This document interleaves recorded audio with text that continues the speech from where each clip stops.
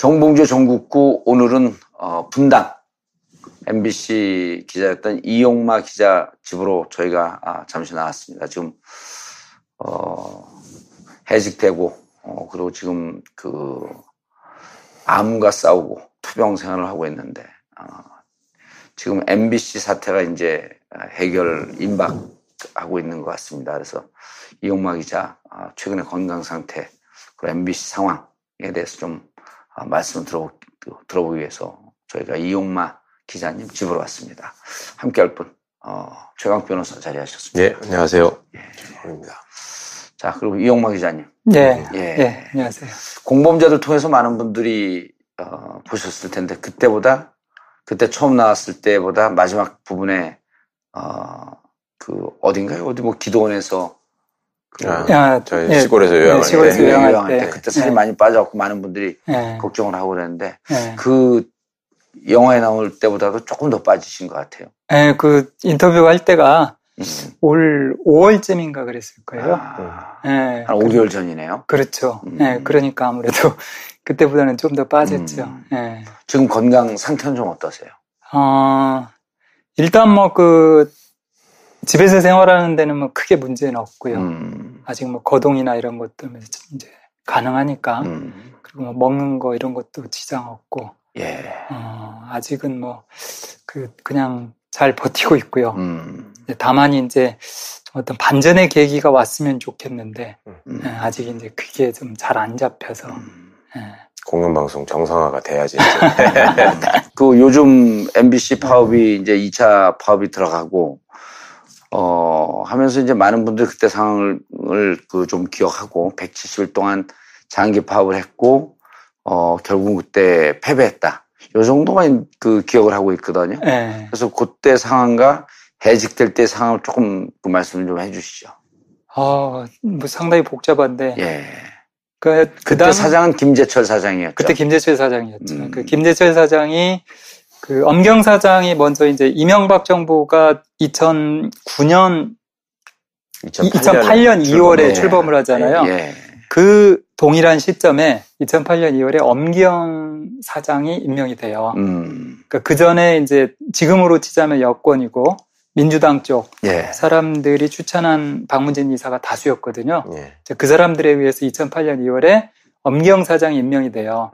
그때 이제 이명박 정부가 들어서면서 KBS 정현주 사장 잘라내고 이러는데 엄경 사장이 이제 임명된 지 얼마 되지도 않았고 또 절차적으로도 사실 그 당시 이제 자를 수 있는 방법이 당장은 없었어요. 그러다 보니까 엄경 사장을 한 2년 동안은 그냥 내버려 두거든요. 또 엄경 사장이 그 당시 눈치를 많이 받고 그러다 보니까 2년 정도 유지가 됐는데 결국은 이제 2년 만에 엄경 사장을 잘라내죠. 그럼 2010년 일이죠. 그렇죠. 그게? 2010년. 2010년 2월에 김재철 사장이 이제 투입이 됩니다. 그때 사실은 우리가 먼저 39일 파업을 먼저 해요. 낙하산 사장 투입됐다라고 해서 39일 파업을 하는데 이때 김재철 사장이 이상한 행태를 보여요. 원래 노조에서 파업을 하면 제일 바쁠 사람이 누구일 것 같아요? 회사 경영진 중에서도 사장이 돼야 사장이 제일 바쁘겠죠. 그렇죠. 왜냐하면 파업을 수습을 해야 하잖아요. 파업이 어떻게 돌아가든지 간에 자기한테 모든 책임이 있는 건데 경영진이 사실상 무한 책임을 져야 하잖아요. 근데 노조가 파업을 했는데 사장이 사라져버려요. 그래서 회사에 안 나타나요. 노조 파업을 하는데. 노조가 그래서 유명한 이제 김재철을 찾습니다. 이 전단지가. 이게 이제 39일 파업 때 처음으로 나타난 현상이고 노조에서 이제 대책이 없잖아요. 그러다 보니까 한 39일 만에 결국은 이제 파업을 접고 복귀를 했는데. 그 39일 중에 김재철 베드로 얘기가 있었던 거죠. 목욕탕에서 만난. 이제 그건 2012년도. 12년도에 처음에 왔을 때. 그게 이제 2010년도 1차 파업 때 얘기고. 그리고 나서 이제 김재철. 그때 파업을 접을 때는 그래서 사장도 없는데 뭐 계속 할 수 있냐 이거를. 그렇죠. 그래서 그냥 어영부영 접게 된 거예요. 그때 뭐 초나남 사건도 발생을 하고 2010년도 지방선거도 있고. 그랬었죠. 이러다 보니까 보도투쟁이 필요하다라고 해서 이제 업무 복귀를 했죠. 그런데 이제 그때부터 사실상 이제 김재철 사장의 어떤 노조 장악, 회사 장악 이게 이제 계속 이루어졌던 거죠. 시사교양국부터 때려 부수고 라디오 뉴스부에서 이번에 나온 뭐 김미화 씨라든지 이런 거 다 쫓아내고 이런 사람들 이게 이제 진행이 되면서 이제 드디어 이제 보도부문까지도 사실상 이제 완전히 망가뜨리거든요. 예. 그래서 2012년도에 저희가 파업을 들어간 거예요. 근데 이제 2010년부터 현 사장인 김장겸이 이제 정치부장이 되면서 승승장구를 하게 되죠. 그렇죠. 예. 네. 김재철과 김장겸 사장으로 한 묶음으로 같이 한 묶음인 거죠. 움직인 거네요. 예. 그 김장겸 사장의 경우에는 이미 그때 정치부장을 2년 동안을 해요. MBC에서 정치부장 2년 하는 게 쉽지 않거든요. 기존의 그 역대 사례를 보면 길어야 1년 하고 예, 대부분 교체가 됐는데 왜 그렇죠? 김장겸은 그 거의 지금도 보여지다시피 사실상 김장겸 사장 고영주랑 같은 성향의 사람으로 보면 돼요. 능력 면에서 별로 인정받지 못했던 사람들. 이 사람들이 김재철이 사장으로 온 뒤로 다 완장을 차기 시작한 거예요. 그렇죠. 그 대표적인 게 이제 김장겸. 느닷없이 정치부장으로. 정치부에 있지도 않았던. 그 전에 있었는데 아주 어렸을 때 잠깐 짧게 있었거든요. 말진 때 잠깐 그렇죠. 좀 있었다가. 네. 그 뒤로는 뭐 문화부라든지 뭐 이런 쪽으로 이제 주로 많이 배회를 하던 사람인데 갑자기 정치부장이 된 거예요. 네. 약간 그 언론사마다 조금씩 평가는 다르지만 어쨌든 언론사에서 가장 빡세게 돌려갖고 나름대로 유능한 기자들이 모여있다고 하는 데가 정치부, 법조, 그다음에 경제부가 그렇죠. 이제 그 다음. 예. 요쯤 되는 데가 이제 좀 에이스들이 그렇죠. 있는 데 아니에요? 맞아요. 예. 보통 이제 정치부와 법조는 거의 한 팀으로 많이 보거든요. 예. 왜냐하면 요즘 뭐 검찰 정치부와 법조가 한 팀으로 보고. 예, 왜냐하면 이제 팀은 다른데 분명히 사회부, 정치부 이러니까. 그런데 이제 검찰 쪽 요즘 수사에서도 나타나는 것처럼 정치적인 문제에 대한 수사가 대단히 많잖아요. 그렇죠. 예, 그러다 보니까 사실상 법조도. 예, 정치적 성향을 많이 같이 띠게 될 수밖에 없어요. 맞아요. 법조하고 정치를 계속 왔다 갔다 하더라고. 그렇죠. 기자들이.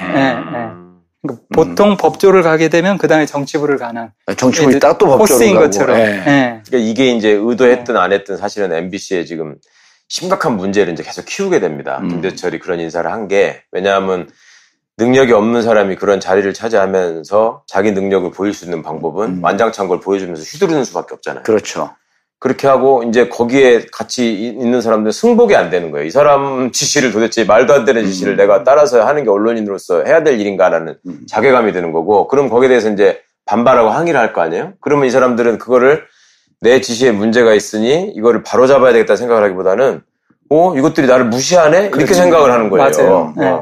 그리고 보고 그 기자들, 항의한 기자들을 보면 주로 노조 활동을 열심히 하는 기자들이야. 그리고 유능한 사람. 유능한 사람들이 아무래도 우리 MBC의 그 뉴스의 품질이나 논조는 이런 게 아니다라는 얘기를 계속 할 거 아닙니까? 그렇죠. 그러면은 그거를 자기 잘못을 고칠 생각을 하는 게 아니라 이것들이 나를 무시하고 덤빈다라고 생각을 하고 징계를 하는 거예요. 인사상의 불이익을 주고 징계하고. 쫓아내는 거지. 174일인가요? 170일. 170일 동안 파업을 하고 결국 그때는 뭐 지금 평가도 결국은 패배했다. 이렇게들 평가를 하시잖아요. 일단 패배를 한 건 맞죠. 속은 것도 아니고요. 사실은 그 파업을 저희가 접었는데 명분 있게 접자라고 했던 거죠. 왜냐하면 지금 이제 다 드러나고 있잖아요.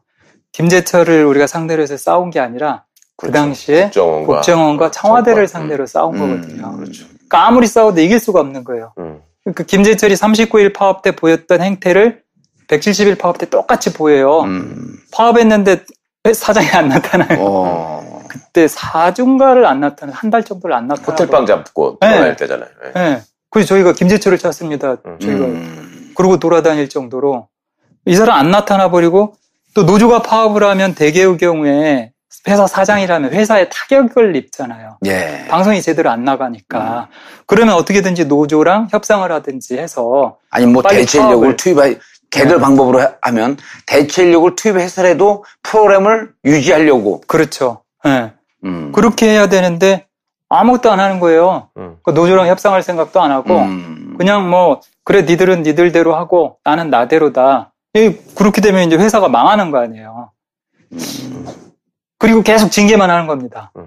그 저를 이제 시작으로 해서 그렇죠. 나머지 사람들을 하나하나 해고하기 시작하는 거예요. 한 달에 한 번씩 해고자가 나왔어요. 그때. 예. 3월 달에 해고, 4월 달에 해고, 5월 달에 해고, 6월 달에 해고. 예.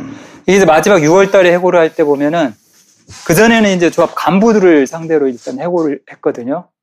그런데 이제 6월 달에 가면 조합 간부뿐만 아니라 이제 평조합원, 평조합원까지 이제 다 자르기 시작하는 거예요. 그런 것들을 보면서 야 이건 좀 뭔가 문제가 있다. 이건 정상이 아니다. 정상적인 행태가 아니다.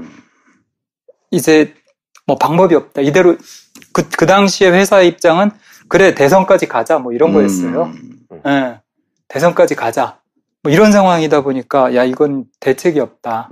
그래서 빨리 파업을 접는 수밖에는 방법이 없다. 마치 그 솔로몬의 지혜라고 하잖아요. 그렇죠. 엄마가 이렇게 애를 나눠 가질 수 없는. 친엄마는 이제 애를 놓자 그러고. 그때 최승호 PD가 말씀하신 유명한 장면이 있어요. 이제 동료들이랑 얘기를 하다가 사내에 이제 그런 소문이 돈다는 거야. 이번에 김재철이 무슨 조직을 이렇게 한다는데, 아니면 무슨 사람을 또 어떻게 징계한다는데 이렇게 얘기를 하면은 앉아가지고, 야, 왜 그래도 그렇게는 못할 거야.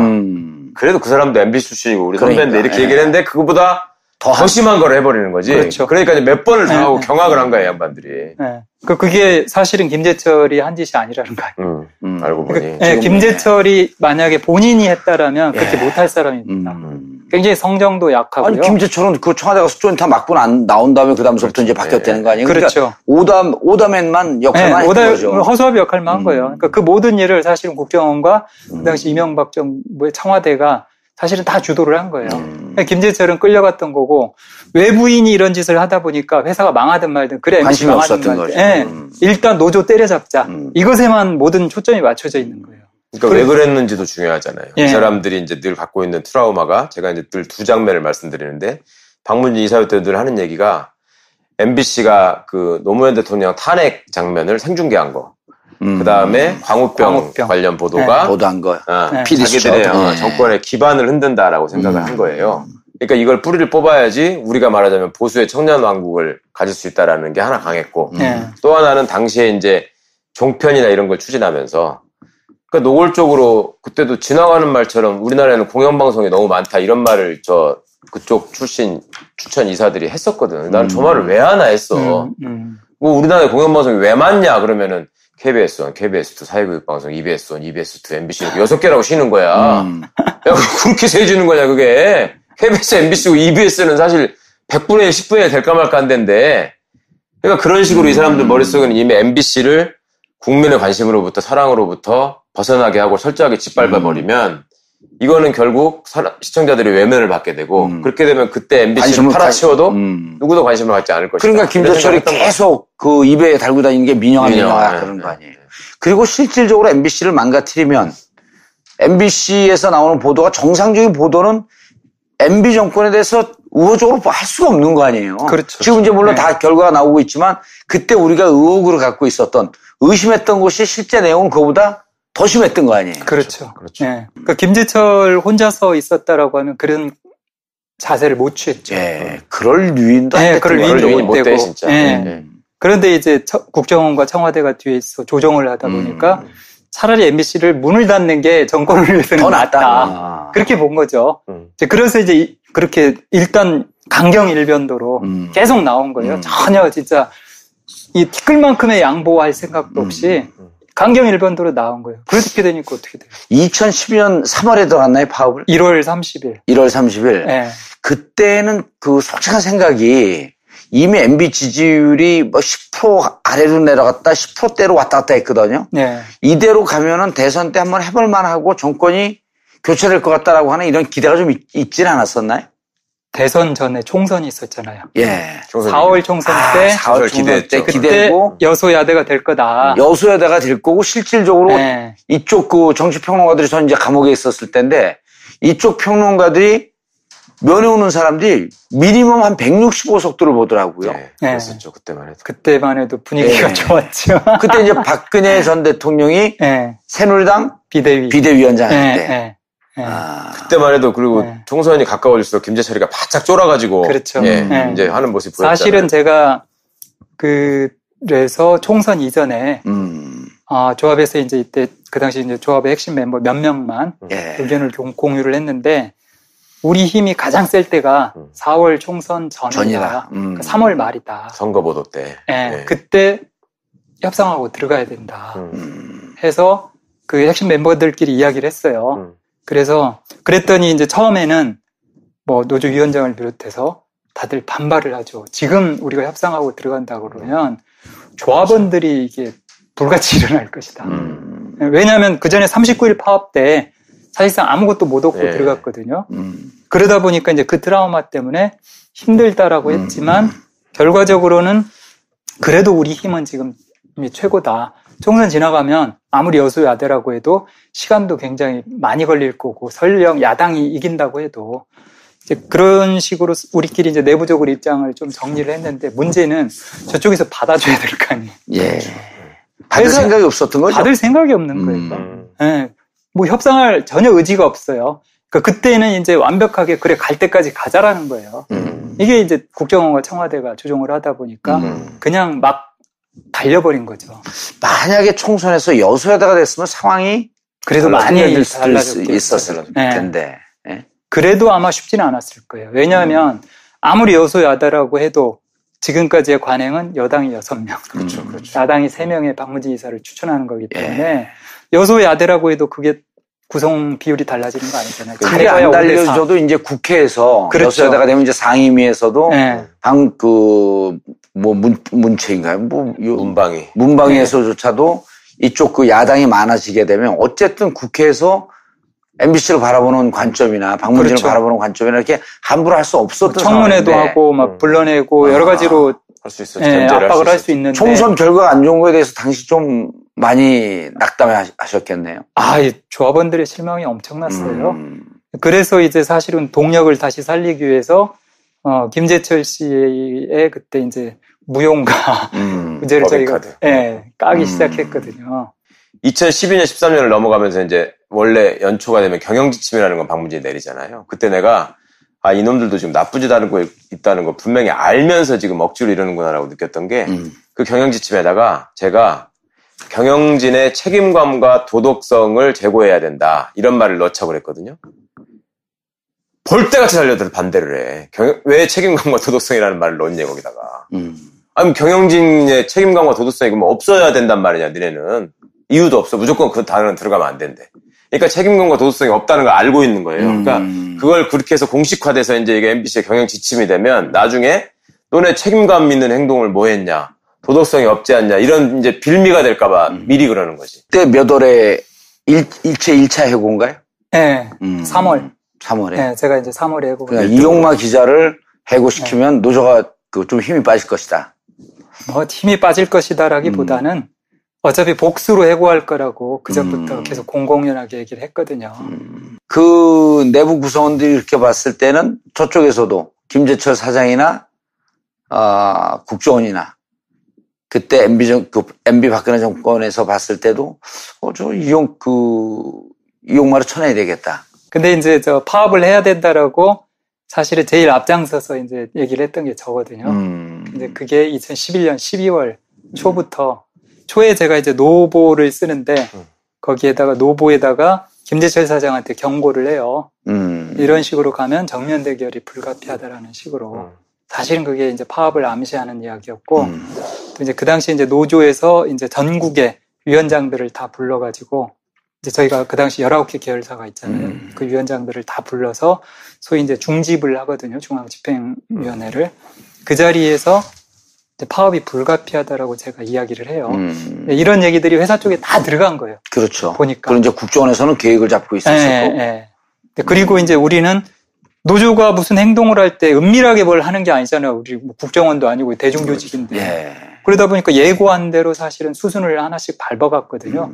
계속 이제 노조가 피켓팅도 하고, 그 다음에 연좌농성도 하고 이러면서 이제 수위를 계속 높여가면서 이런 식으로 가면 파업이 불가피하다. 대의원 대회 열어서 파업 결의하고 이런 식으로 해서 이제 갔던 거죠. 근데 그 당시에 갈 수밖에 또 없었던 거고. 그렇죠. 방송을 너무 노골적으로 망가뜨리려고 했었으니까. 해직되고 그 파업이 끝나고 파업에 이제 실패한 거 아니에요? 패배한 거고, 그리고 지나는 생활이 이제 정권 교체도 실패했고, 한 5년 동안, 지난 4, 5년 동안 무척 고통스러웠겠어요? 회사를 바라보는 그 심정이 어땠어요? 일단은 뭐 저희 해고자들보다는 안에 있는 사람들이 더 힘들었죠. 이번에 그 공범자들 영화 보면은 스케이트장에서 눈 밀고 있는 PD 선배들도 있고 진짜 말도 안 되는 일들을 하는 사람들이 너무 많았잖아요. 근데 그걸 묵묵히 다 견뎌내야 했거든요. 저희들은 그나마 이제 쫓겨났기 때문에 밖에서 어떻게 보면 행보가 자유로운 거 아니에요. 네, 그래서 밖에서 말도 마음대로 하고 다니고, 저 같은 경우 이제 팟캐스트 진행하면서 제가 할 얘기도 다 하고 이러는데, 안에 있는 사람들은 외부 매체와 인터뷰만 해도 다 징계란 말이에요. 네. 뭐 자기 그 방송 관련해가지고 예를 들어 시사매거진 2580에 있던 후배가 자기 방송을 못하게 하니까 그 미디어 오늘 인터뷰를 했거든요. 예. 그 인터뷰했다고 해서 정직 3개월. 뭐 이런 식으로 징계를 해버리니까 인터뷰도 못해요. 인터뷰하려면 미리 회사에 신고하고 허락받으라는 거거든요. 네. 그러니까 안에 있는 사람들이 얼마나 괴로웠겠어요. 그걸 또 이제 밖에서 지켜보는 저희들도 또 그만큼 힘들고. 네. 어쨌든 구성원들, 특히 그 기자들 이런 사람들을 말려 죽여야 되겠다라고 하는 그 작전이 한 5년 동안 쭉 진행이 된 거예요. 별짓을 다 했죠. 그러니까 보도국이나 시사교양국의 핵심 부서에다가 전에 말씀드린 그 고해상도 CCTV를 설치해가지고 모니터에 뭐가 떠있나까지 다 감시할 수 있는 거라고. 그 다음에 해킹 프로그램을 또 심어가지고 트로이 목마가 들어가서 이메일 이런 것들 다 감시하고.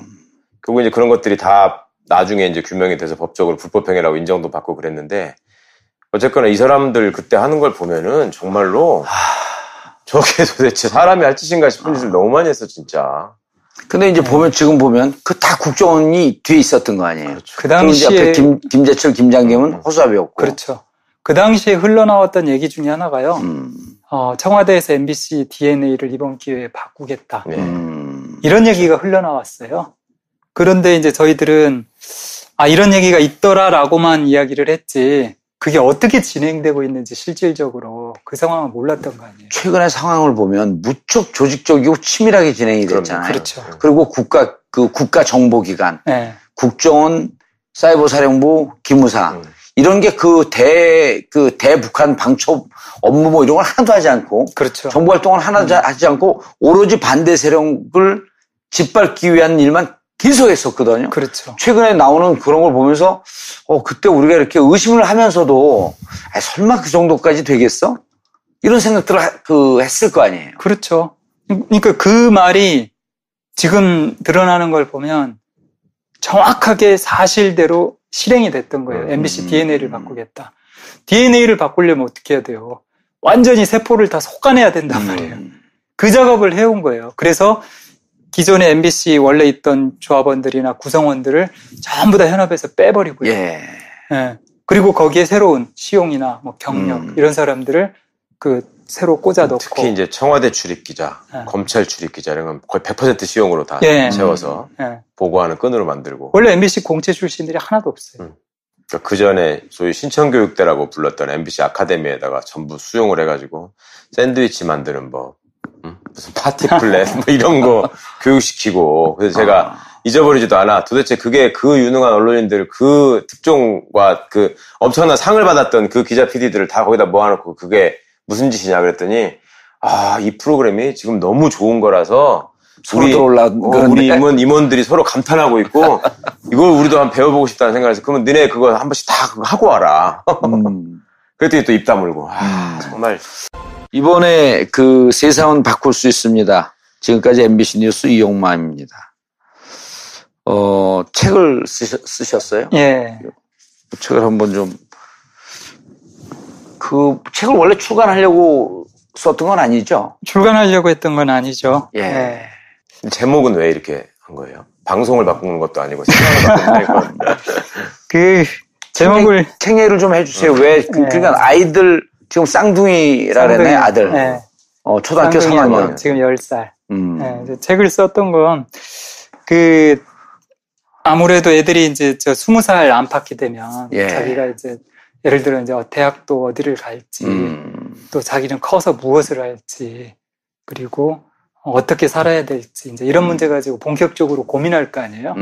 그 전까지야 아마 학교에서 공부하느라고 정신없을 거고, 그때쯤 되면 이제 진지하게 고민을 할 텐데, 그때 옆에서 이제 상의해 줄 사람이 사실은 아빠잖아요. 네, 근데 아빠가 없을 수도 있겠다. 그렇게 되면, 애들이 참 이게 뭔가 허전할 텐데. 그래서 뭘 해줄 수 있을까 고민을 하다가 야, 어차피 내가 있다고 해도 내 경험을 바탕으로 해서 애들한테 이야기를 해줄 게 아니냐. 예. 그렇다면 내가 살아온 경험을 좀 정리를 해서 애들한테 넘겨준다면 아이들이 읽고서 스스로 판단할 수 있지 않겠느냐. 이래서 글을 쓰기 시작한 거예요. 예. 네. 근데 이제 글을 쓰다 보니까 담론이 점점 커져요. 제가 이제 아무래도 기자 생활을 했던 부분이 이제 많은 부분을 차지할 거 아니에요. 근데 MBC 사내에서 이제 일을 하면서 좀 까칠하다고 많이 찍혀서 많은 부서를 돌아다녔어요. 예. 뭐 정치부, 경제부, 사회부, 문화부, 시사매거진 2580부 뭐 여러 군데를 돌아다녔거든요. 근데 돌아다닐 때마다 뭐 굉장히 제가 운이 좋아서 그런지 그 당시에 어떤 중요한 역사적인 사건들 이런 것들이 계속 터졌어요. 이제 주로 김대중 노무현 두 정부 시기에 중요한 역사적 사건들을 많이 경험을 했고 지켜보면서 왜 두 민주정부를 거쳤는데 이게 결국 이명박 정권이 들어서게 됐느냐. 네. 이제 이런 부분에 대한 문제의식들 그 당시 많이 느꼈거든요. 네. 이제 그 부분을 제가 또 지적을 하지 않을 수 없잖아요. 네. 그런 부분까지 쭉 정리를 하고 보니까 야, 이거 우리 애들이 나중에 10년 뒤에 읽어도 되겠지만 지금 사람들이 좀 이제 그때 문재인 정부가 들어섰잖아요. 그러니까 이제 새로 개혁을 원하는 사람들 다시 이제 출발하는 심정에서 함께 공유를 하고 김대중 노무현 정부 시절에 겪었던 시행착오를 두 번 다시 겪지 말자. 그래서 다시는 그 구권위주의 세력들에게 권력을 뺏기지 않았으면 좋겠다. 이제 제대로 좀 대한민국이 정치 세력을 교체해서 좀 합리적인 여야 간의 어떤 경쟁 구도 이런 걸 좀 만들 수 없겠느냐. 이제 이런 생각까지 미치게 된 거예요. 그래서 다른 사람들도 공유할 수 있게 좀 출간을 해보자라고 마음을 먹은 거죠. 언제부터 글을 쓰기 시작을 하셨어요? 정리하고 그런 건? 이제 암이 걸린 건, 안 건 지난해? 9월. 네, 지난해 9월 초였고. 쓰기 시작한 건 이제 올 1월 초쯤. 그럼 글을 쓸 때, 작년 이제 10월 24일 태블릿 PC JTBC에서 보도된 이후에, 10월 29일이 이제 1차 촛불. 지금 1년이 됐거든요. 그 글을 쓰고 책을 쓰고, 이 대한민국의 사회에 대한 고민, 정치에 대한 고민, MBC에 대한 고민과 촛불과 이렇게 같이 역사가 쭉 온 거거든요. 글을 쓰는 와중에. 촛불 때는 뭐 건강상의 이유 때문에 나가보지 못하셨을 거고, 무슨 생각을 하셨어요? 이렇게 정말 저기 탄핵까지 가고, 박근혜 전 대통령의 구속까지 가는 상황이 올 것이다. 이런 느낌은 좀 들었었나요? 구속까지 그때 갈 수 있을 거라고 생각 못 했죠. 한 사람이 거의 없었죠. 그렇죠. 뭐, 잘하면 일찍 내려올 수 있겠다. 그렇죠. 그런 생각은 했죠. 그런데 구속까지 갈 거라고는 그 당시에는 전혀 생각을 못 했고요. 87년도에 대학을 들어가셨어요. 87년도. 그러면 그때 87년이면 이제 6월 항쟁이 있었던 때고, 6월 항쟁은 결국 어찌 보면, 노태우 입에다 다 털어놓은 거고, 학생운동을 하고, 할 때마다 이제 주위에 동료 학생들이 다 끌려서 감옥으로 가고, 2010년도에, 파업을 했을 때 39일 만에 별 성과 없이 접었고, 2012년에 또 파업을 하고, 패배를 했고, 이번에 촛불이 쭉 진행이 되는데, 어쨌든 지금까지 보면 한 40, 50년 만에 역사적으로 처음 승리한 경험을 한 거거든요. 그렇죠. 그 승리한 경험이 다시 MBC나 이제 KBS 승리한 경험으로 전이되기 바로 직전인데, 촛불이 쭉 진행되는 거 보면서 또 쥐지 않을까라고 하는 이런 우려는 없었어요? 두려움 같은 거. 촛불이 진행될 때는 사실 그건 없었어요. 왜냐하면, 이건 제2의 6월 항쟁이다. 라고 봤거든요. 생각보다 많이 장기화된 건 있죠. 6월 항쟁의 경우에는 생각보다 그래도 짧게 끝났죠. 압축적이었죠. 압축적으로 그 전두환 정부가 바로 6.29 선언 내놓으면서 어떻게 보면 끝났는데, 이번에는 뭐 작년 10월부터 시작을 해서 올 3월까지 갔죠. 그러니까 벌써 한 5개월 정도 쭉 지속이 됐잖아요. 그러니까 촛불이 장기화되면서 3월 9일인가에 탄핵 발표한 게 10일인가? 그렇죠. 장기화되면서 피로도가 상당히 높겠다. 그 부분에 대한 우려는 있었어요. 지금 뭐 연인원 그때 뭐 거의 2천만 명 가까운 1,700만 명이라 그러죠. 사람들이 쏟아져 나왔잖아요. 이제 그걸 보면서 야, 사람들 지치겠다. 피로도가 굉장히 높다. 이제 그래서 과연 끝까지 잘 대우가 유지될 수 있을까? 이제 그 부분에 대한 우려는 조금 했어요. 네, 그런데 우리 국민들 대단하죠. 네. 근데 이제 요즘 이제 보면은 글이나 어떤 인터뷰를 통해서 그 어찌 보면 직접 민주주의의 중요성, 네. 주권자의 의지가 제대로 구현되는 방식, 그러니까 공영방송에 사장 뽑는 것도 그런 게 필요하고 다른 우리 사회의 소위 적폐라고 지적되는 부분에도 그런 게 필요하다라는 주장을 하잖아요. 네. 촛불 집회를 보면서 조금 더 생각이 발전되고 굳어진 거예요? 아니면 그 전부터 그런 문제의식을 갖고 있던 게 확인이 된 거예요? 그 전부터 이제 문제의식을 일부 가지고 있었고요. 그게 이제 촛불 집회 과정에서 어떻게 보면 이제 입이 된 거죠. 그렇죠. 예. 왜냐하면 너무 문제가 많잖아요. 예. 가장 중요한 게 사실은 국회를 바꿔야 되거든요. 그런 이 국회가 소위 정치 엘리트들 아니에요. 예. 근데 이 사람들은 안 바뀐단 말이에요. 자신들을 개혁해야 되니까 그렇죠. 검찰이 검찰 개혁 못하는 것과 똑같은 거죠. 예. 그럼 결국 이 엘리트들, 선출된 엘리트들을 누가 바꿔줄 것이냐.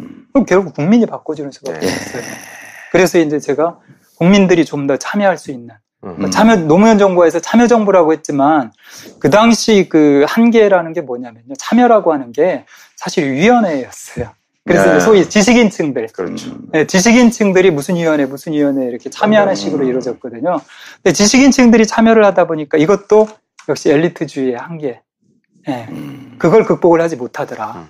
그리고 또 그 지식인들이 일부 이렇게 들어가다 보니까 대표성 문제가 제기되는 거죠.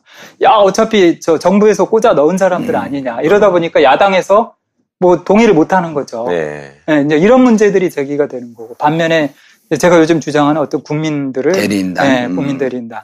무작위로 추첨을 해서 그 사람들이 이렇게 어떻게 보면 심판 역할을 하게 하자. 여기에 대해서 사실 말을 할 수 없잖아요. 이번에 신고리 5기 거기. 거기에 대해서 뭐 지금 당장은 공사를 계속하고 앞으로는 하지 말라는 거 아니에요. 이 결정이 나온 데에 대해서 야당도 지금 뭐 이러쿵저러쿵 말을 못 하잖아요. 그렇죠. 네. 왜냐하면 국민이 심판을 해버리니까 자기들이 여기에 대해서 어떻게 할 수가 있는 방법이 없단 말이에요. 근데 이런 방법들을 여러 가지 정책 결정 과정에 활용을 하면 좋겠다. 뭐 대표적인 아주 쉬운 것 중에 하나가 인사청문회란 말이에요. 예. 지금 뭐 홍정학 후보, 중기부 장관 후보 놓고서 뭐 논란이 많잖아요. 예.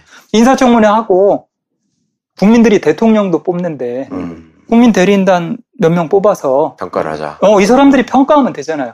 여야가 얼마든지 공방전 펼쳐라 이거예요. 그걸 국민들이 지켜보고서 저 사람 되겠네 안 되겠네 판단하면 되거든요. 근데 이걸 국회에다 맡겨버리면 그냥 결국은 또 수의 게임으로 가잖아요. 네. 한번 그 선거에 의해서 결정된 수의 게임이 이게 4년 동안 간단 말이에요. 그러다 보니까 여당도 그렇고 야당도 그렇고 서로 승복을 못 하잖아요. 국회는 맨날 교착이 되고 네. 제대로 돌아가지를 못하고 그러니까 뭐 동물국회네 식물국회네 이런 얘기만 나오고. 그러니까 소위 정치학계에서 현대민주주의를 뭐 대의민주주의, 정당민주주의 이런 걸 표현을 하잖아요. 예. 그거는 이제 더 이상 유효하지 않다라고 생각하는 거예요. 지금 적어도 대한민국에 있어서는 저는 유효하지 않다라고 봐요. 왜냐하면 지금 제일 극복해야 될 게 바로 지금 현재의 정당 체제, 그 다음에 국회의 문제인데 이걸 뛰어넘어야지. 지금 방법이 없다는 거죠. 그걸 뛰어넘어야지 세상이 확실히 바뀔 수 있고, 그럼 토대가 단단해진다. 아직까지도 지금 뭐 좌빨, 종북, 좌파, 이런 그 수구 냉전적인 사고 방식을 가진 사람들이 국회에 거의 절반 가까이 되잖아요. 그렇죠. 이걸 어떻게 바꾸냐는 거죠. 이 사람들이 계속 그런 생각을 가지고 살아간다. MBC, KBS 지금 파업이, 그리고 이제 사장 교체, 박문진 이사장 해임. 이게 이제 지금 거의 이제 그 시간의 문제로 가서 거의 마무리되기 일보 직전까지 오는 것 같거든요. 이 MBC 바라보면서 그날 10월 25일 날도 바로 김장겸 해임해라. 바로 고영주 해임해라. 이런 말씀을 하셨잖아요. 요 상황이 이제 11월 초중순까지는 넘기지 않을 거로 보이고, 앞으로 MBC 평생 그 기자로서 애착을 갖고 좋은 언론을 만들려고 그렇게 노력을 하셨는데 MBC 어떻게 가야지. 가능하면 이번에 이제 김장겸 사장 자르고, 새로운 사장 선임 과정에서부터, 어떻게 보면 정치권에서 좀 자유로운 사람이 됐으면 좋겠다. 그게 제일 중요한 것 같아요. 그런 사람이 돼야 사장이 되었을 때 자유롭게 또 인사권을 행사하고요. 네, 그렇게 됩니다. 김장겸, 김재철 이런 사람들이 사장을 하면서요, MBC에서 아주 희한한 일이 벌어졌어요. 그 전까지는요, MBC에서 승진을 하려고 하면, 그래도 물론 뭐 내부에서 사내 정치를 하는 사람들도 있었지만 일부 대다수의 경우는 자기가 일을 통해서 능력을 보여준 거였어요. 역량을 보여줘야지. 네. 구성원들이 인정을 해주죠. 그렇죠. 네. 그렇게 해서 차곡차곡 승진하는 과정들을 밟았거든요. 그러다 보니까 외부를 볼 필요가 없잖아요. 네. 그런데 김재철, 김장겸 이런 사람들이 오면서는요, 심지어 보직부장 하려고 해도요, 박문진 쪽에 쉽게 말하면 로비를 하는 거예요. 왜냐면 박문진에서 사장들한테 야 누구 저 부장 시켜줘 뭐 이런 식으로 나오니까, 그러니까 이 사장이라고 하는 사람들이 사실상 이제 허수아비가 돼버린 거 아니에요. 외부에서 다 꽂아도 청와대 입김, 무슨 뭐 여당의 입김, 뭐 박문진의 입김, 뭐 이런 식으로 이제 모든 인사가 다 좌우돼 버리니까 자율성이 없는 거예요. 시간이 많이 걸리진 않을 것 같죠? 시간이 그렇게 오래 걸리지는 않을 거예요. 그럼요. 워낙 훌륭한 분들이, 인재들이 많기 때문에. 역량이 있어요. 단지 이제 한 가지 우려되는 건, 김재철 때부터 지금까지요, 신입사원이 없어요. 안 뽑아버렸어요. 네, 김재철 아마 2012년인가 2013년이 신입사원 뽑는 게 마지막일 거예요. 그 뒤로 신입사원을 안 뽑아버렸습니다. 이른바 이제 시용이라고 하는 경력사원을 뽑고. 네, 바닥이 없습니다, 지금. 그게 이제 가장 좀 우려되는데, 예. 이제 이런 부분들을 앞으로 이제 저희들이 이제 좀 지혜롭게 헤쳐나가야죠. 청취자분들께, 지금 이제 또 아주 이렇게 강건하게 투병도 하고 계신데, 청취자분들께 MBC, KBS, 그리고 언론에 대해서, 좀 이런 관점으로 바라봐 주십사 하고 말씀을 좀 해 주시죠. 이제 이명박 박근혜 정부 하에서 MBC, KBS 이 공영방송들이 많이 망가지다 보니까 사람들이 공영방송은 이제 더 이상 필요 없다. 없어도 된다. 맞아요. 네, 이런 얘기들을 많이 하시는데요. 뭐, 우스갯소리로 뭐 손석희 방송이면 된다. 뭐, 낙곰수, 팟캐스트면 된다. 이런 생각들을 하시는 분들이 있는데, 제가 말씀 단언컨대 그 오산입니다. 오판입니다. 공영방송은요, 국민의 것이에요. 네. 이걸 망가뜨리면은요, 미래가 없습니다. 네. 지금 아무리 공영방송이 뭐 어쩌네 저쩌네 하더라도 가장 영향력 있는 게요, 사실은 공영방송이에요. 시골에 가보세요. 노인들이 보는 건 다 공영방송밖에 없어요. KBS, MBC, SBS 뭐 이런 정도 보는 겁니다. 네. 그리고 팟캐스트나 뭐 SNS가 영향력이 있다고 하지만 사실상 어떻게 보면은 이것도 끼리끼리 보는 성향이 강해요. 그렇죠. 주로 이제 수도권에 많이 모여 그렇죠. 있고 젊은 세대 쪽에 모여 있고. 네. 한계가 있는 겁니다. 분명하게. 그렇기 때문에 그걸 확산을 시키려면 나 혼자 사회를 개혁할 수는 없잖아요. 우리가 함께 개혁해야 되는데 그걸 함께 가려고 하면 공영방송이라고 하는 건 진짜 필수품입니다. 없으면 안 돼요. 그렇기 때문에 공영방송을 살려야 되고요. 그리고 공영방송이 다시는 지난 9년 동안처럼 일탈하지 못하도록 제도적 장치를 만드는 게 중요한 거죠. 그렇죠. 시스템화돼서 설령 권력이 또 바뀐다고 해도 제대로 계속 굴러갈 수 있게 만들어 놓는 거. 정치 권력으로부터 자유롭게. 그렇죠. 그렇게 만들어 놔야만 국민들한테 실질적으로 도움이 됩니다. 공영방송이 망가지면요, 그 피해는 국민들한테 들어가요. 매체에 종사하는 이제 기자들, 하도 이제 이게 온라인 매체들도 많아졌어. 기자들이 무척 많아졌어요. 뭐 청와대 출입하는 그 회사가 뭐 한 500개인가 600개인가라고 할 정도로 언론이 많아졌고, 이제 그거는 부정적인 측면도 있지만 많은 사람들이 또 언론 환경에 노출되어 있다라고 하는, 팟캐스트도 어찌 보면 또 하나의 언론이거든요. 그럼요. 네. 그래서 이런 MBC, KBS 기자들뿐만 아니라 언론에 종사하시는 많은 분들이 있어요. 그리고 그분들에게 이용마 기자라고 하는 분은 하나의 이제 전설처럼 이렇게 남아 있거든요. 언론에 종사하시는 분들에게 또 한마디 해주세요. 아, 그래. 네. 뭐, 전설까지요. 네. 지금 뭐 언론인을 지망하는 사람들도 많고요. 또 언론인으로서 역할을 하고 있는 분들도 많은데 저는 이제 초심을 좀 유지했으면 좋겠다. 언론인을 지망할 때 단순히 야 언론인이 보니까 멋있어 보인다. 뭐 이래서 지망하는 게 아니라 자기가 언론인이 되려면 왜 언론인이 되려고 하는지 그 목표를 분명히 하고요. 그리고 그 목표하에서 언론인이 됐을 때 그 초심을 계속 유지해줬으면 좋겠다. 그러면 언론인으로서 정말 그 누구보다도 존경받을 수 있는 사람이 될 수 있다. 저는 진짜 존경받을 만한 언론인들이 많이 나왔으면 좋겠어요. 우리 사회에. 네. 알겠습니다. 그리고 우리 그 시청자, 청취자분들께 그리고 요 책 얘기도 좀 마지막으로 좀 해주시고. 그 세상은 혼자서 바꿀 수는 없습니다. 예. 함께 바꿔야 되고요. 우리가 바꿔야 됩니다. 그래서 가급적이면 우리가 하나로 단합을 해야 되고요. 그리고 과거에 대해서도 냉정하게 비판적인 시각에서 바라볼 수 있어야 되고 그래야 또 앞으로 전진할 수 있습니다. 나름대로 이제 그런 부분들에 대한 문제의식을 많이 가지고 여기에서 대안까지도 어떻게 보면 좀 일부 제시를 하고 그랬기 때문에 많은 분들이 좀 읽고서 공유를 좀 해주셨으면 어떨까 그런 생각을 해봅니다. 알겠습니다. 네. 지금 투병 생활하고 계신데 우리 시청자분들께 이까짓 거 내가 탁 털고 일어나겠다. 걱정하지 말아라. 네. 그 부분은 좀 자신 있게 말하기 어려울 것 같은데. 아니 근데 정상화를 시켜야지 무슨. 네. 아니 그런데 그 우려했던 것보다 아주 이렇게 그 목소리도 힘이 있으시고 그 똑같아요. 활력도 좋고 그러시거든요. 그건 아마 제가 지금 항암 치료를 병원에서 안 받았기 때문에 그러지 않는가. 그냥 개인적으로 그렇게 생각하고 있어요. 시청자분들이 보시다가 저러다 금방 일어나지 않겠어? 이런 생각하지 않을까요? 그렇죠. 그래도 한번 용기를 꼭 일어나겠다. 알겠습니다. 하여튼 많은 분들이 이제 이런 기회들을 통해서 세상을 바꾸는 동반자가 될 거라고 보고요. 저도 그 대열에 반드시 떨치고 일어나서 합류하도록 그렇게 하겠습니다. 알겠습니다. 클로징은 이렇게 해주셔야죠. 지금까지 MBC 뉴스 이용만. 클로징만 해주셔야죠.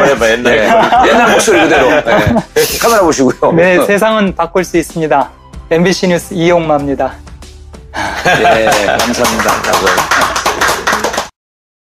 결과가 나오고 있지만 그때 우리가 의혹으로 갖고 있었던 의심했던 것이 실제 내용은 그거보다 더 심했던 거 아니에요? 그렇죠. 네. 그러니까 김재철 혼자서 있었다라고 하면 그런 자세를 못 취했죠. 그럴 유인도 안 됐던 그럴 유인도 못 되고. 진짜. 그런데 이제 국정원과 청와대가 뒤에 있어 조정을 하다 보니까 차라리 MBC를 문을 닫는 게 정권을 위해서는 더 낫다. 그렇게 본 거죠. 그래서 이제 그렇게 일단 강경일변도로 계속 나온 거예요. 전혀 진짜 이 티끌만큼의 양보할 생각도 없이 강경일변도로 나온 거예요. 그렇게 되니까 어떻게 돼요? 2012년 3월에 들어갔나요, 파업을? 1월 30일. 1월 30일. 그때는 그 솔직한 생각이 이미 MB 지지율이 뭐 10% 아래로 내려갔다 10%대로 왔다 갔다 했거든요.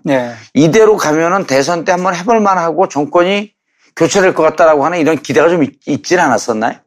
대선 전에 총선이 있었잖아요. 4월 총선 때. 4월 총선 때 기대고. 여소야대가 될 거다. 여소야대가 될 거고 실질적으로 이쪽 그 정치평론가들이 전 이제 감옥에 있었을 때인데 이쪽 평론가들이 면회 오는 사람들이 미니멈 한 165석도를 보더라고요. 그랬었죠. 그때만 해도. 그때만 해도 분위기가 좋았죠. 그때 이제 박근혜 전 대통령이 새누리당 비대위원장 할 때.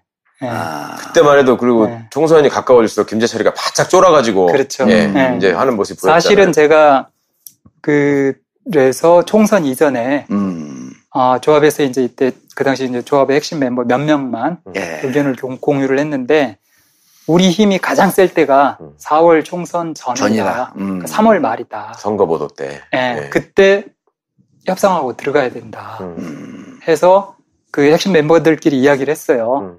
그래서 그랬더니 이제 처음에는 뭐 노조위원장을 비롯해서 다들 반발을 하죠. 지금 우리가 협상하고 들어간다 그러면 조합원들이 이게 불같이 일어날 것이다. 왜냐하면 그 전에 39일 파업 때 사실상 아무것도 못 얻고 들어갔거든요. 그러다 보니까 이제 그 트라우마 때문에 힘들다라고 했지만 결과적으로는 그래도 우리 힘은 지금 최고다. 총선 지나가면 아무리 여소야대라고 해도 시간도 굉장히 많이 걸릴 거고 설령 야당이 이긴다고 해도 이제 그런 식으로 우리끼리 이제 내부적으로 입장을 좀 정리를 했는데 문제는 저쪽에서 받아줘야 될 거 아니에요. 예. 받을 생각이 없었던 거죠? 받을 생각이 없는 거예요. 예. 뭐 협상할 전혀 의지가 없어요. 그러니까 그때는 이제 완벽하게 그래 갈 때까지 가자라는 거예요. 이게 이제 국정원과 청와대가 조정을 하다 보니까 그냥 막 달려버린 거죠. 만약에 총선에서 여소야대가 됐으면 상황이 그래도 많이 있었을 텐데. 예? 그래도 아마 쉽지는 않았을 거예요. 왜냐하면 아무리 여소야대라고 해도 지금까지의 관행은 여당이 6명, 그렇죠. 야당이 3명의 박문진 이사를 추천하는 거기 때문에 여소야대라고 해도 그게 구성 비율이 달라지는 거 아니잖아요. 그게 안 달려줘도 이제 국회에서 그렇죠. 여소야대가 되면 이제 상임위에서도 정봉주 전국구 오늘은 분당 MBC 기자였던 이용마 기자 집으로 저희가 잠시 나왔습니다. 지금 해직되고 그리고 지금 암과 싸우고 투병 생활을 하고 있는데 지금 MBC 사태가 이제 해결 임박하고 있는 것 같습니다. 그래서 이용마 기자 최근의 건강 상태 그리고 MBC 상황에 대해서 좀 말씀을 들어보기 위해서 저희가 이용마 기자님 집으로 왔습니다. 함께할 분 최강 변호사 자리하셨습니다. 네, 안녕하세요. 최강입니다. 자, 그리고 이용마 기자님. 네, 네, 안녕하세요. 공범자들 통해서 많은 분들이 보셨을 텐데 그때 처음 나왔을 때보다 마지막 부분에 어딘가요? 어디 뭐 기도원에서 저희 시골에서 요양할 때 그때 살이 많이 빠져갖고 많은 분들이 걱정을 하고 그랬는데 그 영화에 나올 때보다도 조금 더 빠지신 것 같아요. 네, 그 인터뷰 할 때가 올 5월쯤인가 그랬을 거예요. 한 5개월 전이네요. 그렇죠. 네, 그러니까 아무래도 그때보다는 좀 더 빠졌죠. 네. 지금 건강 상태는 좀 어떠세요? 일단 집에서 생활하는 데는 뭐 크게 문제는 없고요. 아직 뭐 거동이나 이런 것도 이제 가능하니까. 그리고 뭐 먹는 거 이런 것도 지장 없고. 아직은 그냥 잘 버티고 있고요. 다만 이제 어떤 반전의 계기가 왔으면 좋겠는데, 아직 이제 그게 좀 잘 안 잡혀서. 공영방송 정상화가 돼야지. 요즘 MBC 파업이 이제 2차 파업이 들어가고, 하면서 이제 많은 분들이 그때 상황을 좀 기억하고, 170일 동안 장기 파업을 했고, 결국 그때 패배했다. 요 정도만 기억을 하고 있거든요. 그래서 그때 상황과 해직될 때 상황을 조금 말씀을 좀 해주시죠. 뭐 상당히 복잡한데. 그때 사장은 김재철 사장이었죠. 그때 김재철 사장이었죠. 김재철 사장이 엄경 사장이 먼저 이제 이명박 정부가 2008년 2월에 출범을 하잖아요. 그 동일한 시점에 2008년 2월에 엄경 사장이 임명이 돼요. 그러니까 그 전에 이제 지금으로 치자면 여권이고 민주당 쪽 사람들이 추천한 박문진 이사가 다수였거든요. 그 사람들에 의해서 2008년 2월에 엄경 사장이 임명이 돼요. 그때 이제 이명박 정부가 들어서면서 KBS 정현주 사장 잘라내고 이러는데 엄경 사장이 이제 임명된 지 얼마 되지도 않았고 또 절차적으로도 사실 그 당시 이제 자를 수 있는 방법이 당장은 없었어요. 그러다 보니까 엄경 사장을 한 2년 동안은 그냥 내버려 두거든요. 또 엄경 사장이 그 당시 눈치를 많이 받고 그러다 보니까 2년 정도 유지가 됐는데 결국은 이제 2년 만에 엄경 사장을 잘라내잖아요. 그럼 2010년 일이죠. 그렇죠. 그게? 2010년. 2010년 2월에 김재철 사장이 이제 투입이 됩니다. 그때 사실은 우리가 먼저 39일 파업을 먼저 해요.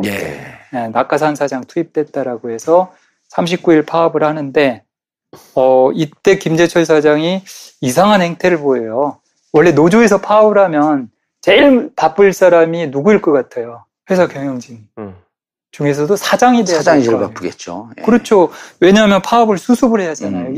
파업이 어떻게 돌아가든지 간에 자기한테 모든 책임이 있는 건데 경영진이 사실상 무한 책임을 져야 하잖아요. 근데 노조가 파업을 했는데 사장이 사라져버려요. 그래서 회사에 안 나타나요. 아, 노조가 파업을 하는데. 네. 예. 노조가 그래서 유명한 이제 김재철을 찾습니다. 이 전단지가. 이게 이제 39일 파업 때 처음으로 나타난 현상이고, 노조에서 이제 대책이 없잖아요. 네, 그러다 보니까 한 39일 만에 결국은 이제 파업을 접고 복귀를 했는데. 예. 그 39일 중에 김재철 베드로 얘기가 있었던 거죠. 목욕탕에서 만난. 아, 이제 그건 2012년도. 12년도에. 네. 처음에 왔을 때. 네. 네. 그게 이제 2010년도 1차 파업 때 얘기고, 그리고 나서 이제 김재철. 그때 파업을 접을 때는 그래서 사장도 없는데 뭐 계속 할 수 있냐, 이거를. 그렇죠. 그래서 그냥 어영부영 접게 된 거예요? 그때 뭐 초나남 사건도 발생을 그렇죠. 하고, 예. 2010년도 지방선거도 있고. 그랬었죠. 네, 이러다 보니까 보도투쟁이 필요하다라고 해서 이제 업무 복귀를 했죠. 그런데 이제 그때부터 사실상 이제 김재철 사장의 어떤 노조 장악, 회사 장악, 이게 이제 계속 이루어졌던 거죠. 시사교양국부터 때려 부수고, 라디오 뉴스부에서 이번에 나온 뭐 김미화 씨라든지 이런 거 다 쫓아내고 이런 사람들. 이게 이제 진행이 되면서, 이제 드디어 이제 보도부문까지도 사실상 이제 완전히 망가뜨리거든요. 예. 그래서 2012년도에 저희가 파업을 들어간 거예요. 근데 이제 2010년부터 현 사장인 김장겸이 이제 정치부장이 되면서 승승장구를 하게 되죠. 그렇죠. 예. 네. 김재철과 김장겸 사장으로 한 묶음으로 같이 한 묶음인 거죠. 움직인 거네요. 예. 예. 그 김장겸 사장의 경우에는 이미 그때 정치부장을 2년 동안을 해요. MBC에서 정치부장 2년 하는 게 쉽지 않거든요. 기존의 그 역대 사례를 보면 길어야 1년 하고 예, 대부분 교체가 됐는데. 왜 그렇죠? 김장겸은 그 거의 지금도 보여지다시피 사실상 김장겸 사장 고영주랑 같은 성향의 사람으로 보면 돼요. 능력 면에서 별로 인정받지 못했던 사람들.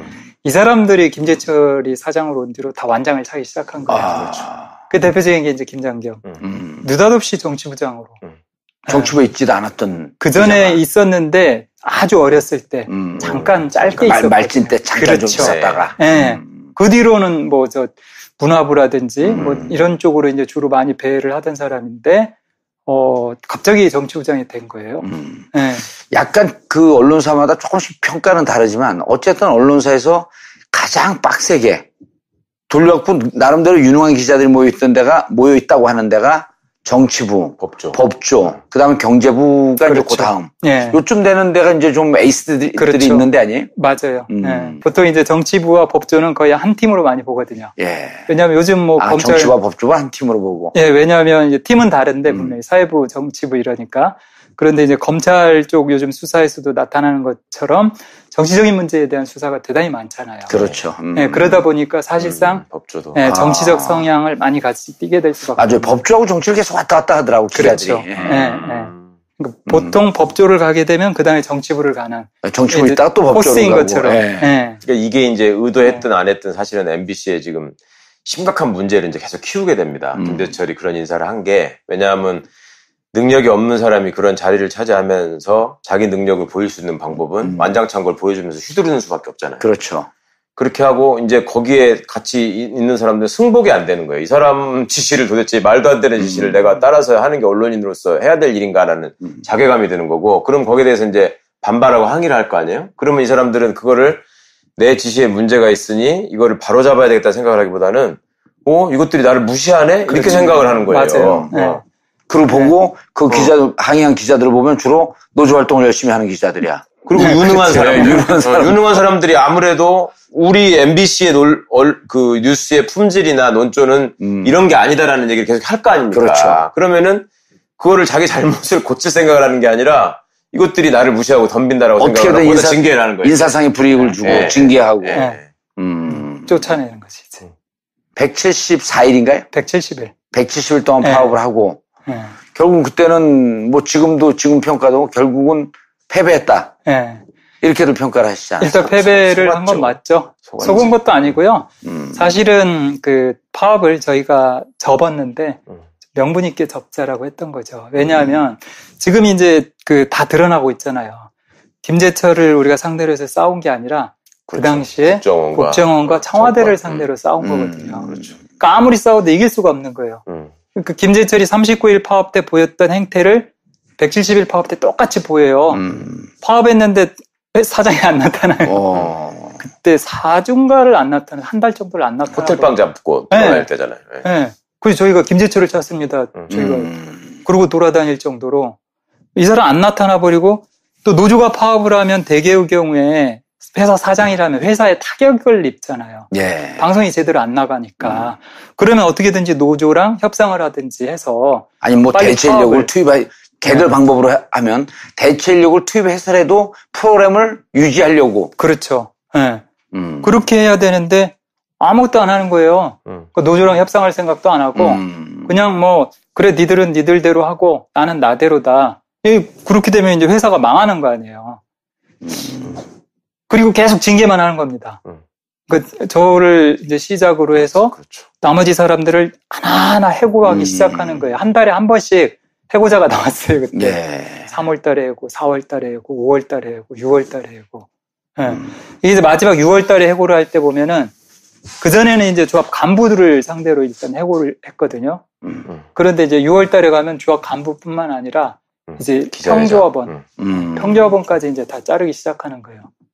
그런 것들을 보면서 야 이건 좀 뭔가 문제가 있다. 이건 정상이 아니다.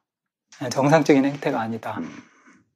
이제 뭐 방법이 없다. 이대로 그 당시에 회사의 입장은 그래 대선까지 가자 뭐 이런 거였어요. 네, 대선까지 가자. 뭐 이런 상황이다 보니까 야 이건 대책이 없다. 그래서 빨리 파업을 접는 수밖에는 방법이 없다. 마치 그 솔로몬의 지혜라고 하잖아요. 그렇죠. 엄마가 네. 이렇게 애를 네. 나눠 가질 수 없는. 네. 친엄마는 이제 애를 놓자 그러고. 그때 최승호 PD가 말씀하신 유명한 장면이 있어요. 이제 동료들이랑 얘기를 하다가 사내에 이제 그런 소문이 돈다는 거야. 이번에 김재철이 무슨 조직을 이렇게 한다는데 아니면 무슨 사람을 또 어떻게 징계한다는데 이렇게 얘기를 하면은 앉아가지고 야, 뭘 그래도 그렇게는 못할 거야. 그래도 그 사람도 MBC 출신이고 우리 선배인데 이렇게 얘기를 했는데 그거보다 더 심한 걸 해버리는 거지. 그렇죠. 그러니까 이제 몇 번을 당하고 경악을 한 거야, 이 양반들이. 네. 그게 사실은 김재철이 한 짓이 아니라는 거예요. 알고 보니. 그러니까, 네, 김재철이 만약에 본인이 했다라면 그렇게 못할 사람입니다. 굉장히 성정도 약하고요. 아니, 김재철은 그 청와대 가서 조인트 막고 나온 다음에 그 다음부터 이제 바뀌었다는 거 아니에요? 그렇죠. 그러니까 오다맨만 역할만 했던 거죠. 허수아비 역할만 한 거예요. 그러니까 그 모든 일을 사실은 국정원과 그 당시 이명박 정부의 청와대가 사실은 다 주도를 한 거예요.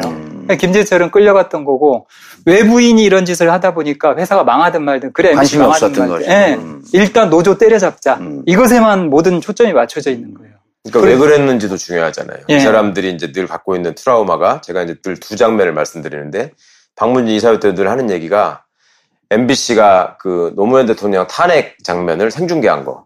그 다음에 광우병 관련 보도가 보도한 거. 자기들의 정권의 기반을 흔든다라고 생각을 한 거예요. 그러니까 이걸 뿌리를 뽑아야지 우리가 말하자면 보수의 청년 왕국을 가질 수 있다라는 게 하나 강했고 또 하나는 당시에 이제 종편이나 이런 걸 추진하면서 그러니까 노골적으로 그때도 지나가는 말처럼 우리나라에는 공영방송이 너무 많다 이런 말을 그쪽 출신 추천 이사들이 했었거든. 나는 저 말을 왜 하나 했어. 뭐 우리나라에 공영방송이 왜 많냐 그러면은 KBS1, KBS2, 사회교육방송, EBS1, EBS2, MBC 이렇게 6개라고 쉬는 거야. 야, 그렇게 세주는 거냐 그게. KBS, MBC고 EBS는 사실 100분의 1, 10분의 1 될까 말까 한 데인데 그러니까 그런 식으로 이 사람들 머릿속에는 이미 MBC를 국민의 관심으로부터 사랑으로부터 벗어나게 하고 철저하게 짓밟아버리면 이거는 결국 시청자들이 외면을 받게 되고 그렇게 되면 그때 MBC를 팔아치워도 누구도 관심을 갖지 않을 것이다. 그러니까 김재철이 계속 그 입에 달고 다니는 게 민영화 그런 거 아니에요. 그리고 실질적으로 MBC를 망가뜨리면 MBC에서 나오는 보도가 정상적인 보도는 MB 정권에 대해서 우호적으로 할 수가 없는 거 아니에요. 그렇죠. 지금 이제 물론 다